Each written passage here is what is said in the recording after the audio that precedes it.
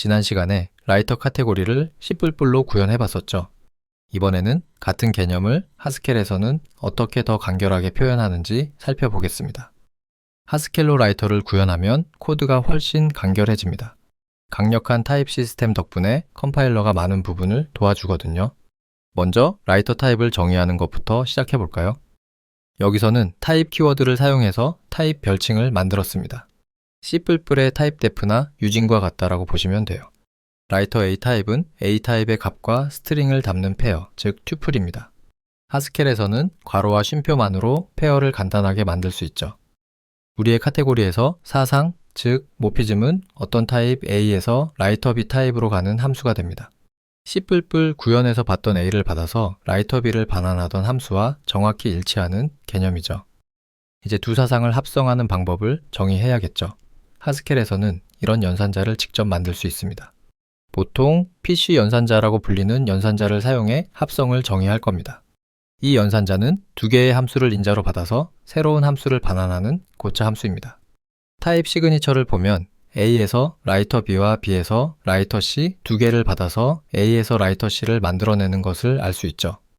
이게 바로 PC 연산자의 실제 구현입니다. M1과 M2가 연산자 양옆으로 인자로 들어왔죠. 결과값은 X를 인자로 받는 람다 함수입니다. 저 백슬래시가 람다를 의미합니다. 내부를 한 단계씩 자세히 뜯어보겠습니다. 먼저 렛 표현식을 봅시다. 보조 변수를 선언할 때 사용합니다. 첫 번째 함수 M1의 결과는 결과값과 로그의 페어 형태죠. 이 페어를 y와 s1이라는 변수들에 분해해서 할당합니다. 이걸 패턴 매칭이라고 합니다. C++에서처럼 접근자로 값을 가져오는 대신 이렇게 구조를 맞춰서 값을 빼내는 방식이 하스켈에서는 아주 흔합니다. 그리고 첫 번째 계산 결과인 y를 m2에 넘겨서 그 결과를 다시 z와 s2에 패턴 매칭하는 거죠. 렛으로 정의한 변수들을 사용해서 최종 결과값을 만드는 부분이 바로 인절입니다. 여기서는 z와 s1과 s2를 합한 페어를 반환합니다.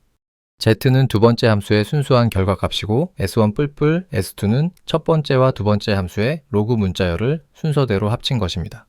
C++로 구현했던 컴포즈 함수와 완전히 동일한 로직입니다.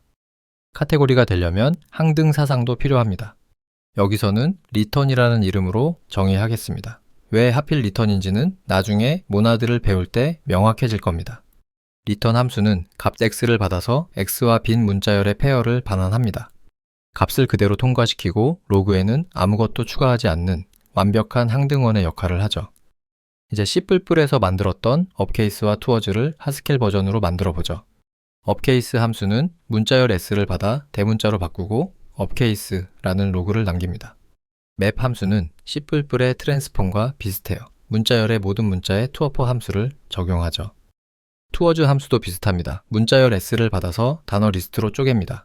하스켈 표준 라이브러리에 있는 워즈 함수가 이 역할을 해주죠. 그리고 투어즈라는 로그를 남기는 라이터 타입을 반환합니다. 이제 마지막으로 두 함수를 합성해 볼까요? 프로세스라는 새로운 함수는 업케이스와 투어즈를 PC 연산자로 그냥 이어주기만 하면 됩니다.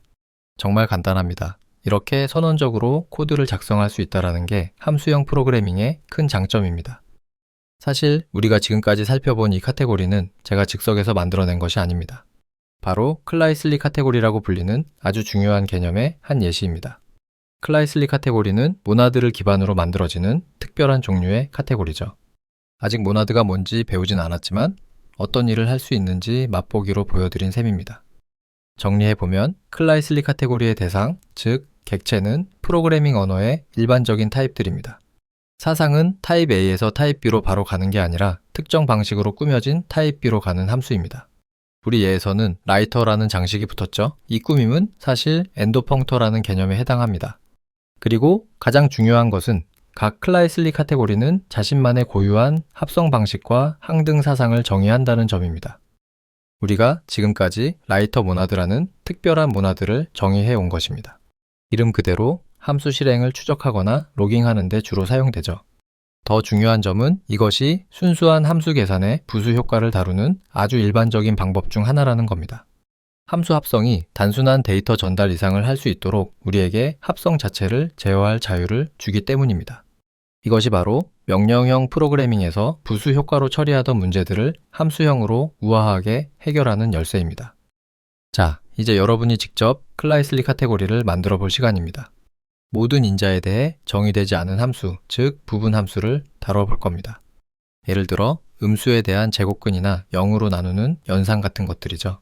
이런 함수들은 수학적으로 완전한 함수가 아니라서 표준 카테고리에 잘 맞지 않지만 클라이슬리 카테고리를 이용하면 멋지게 다룰 수 있습니다.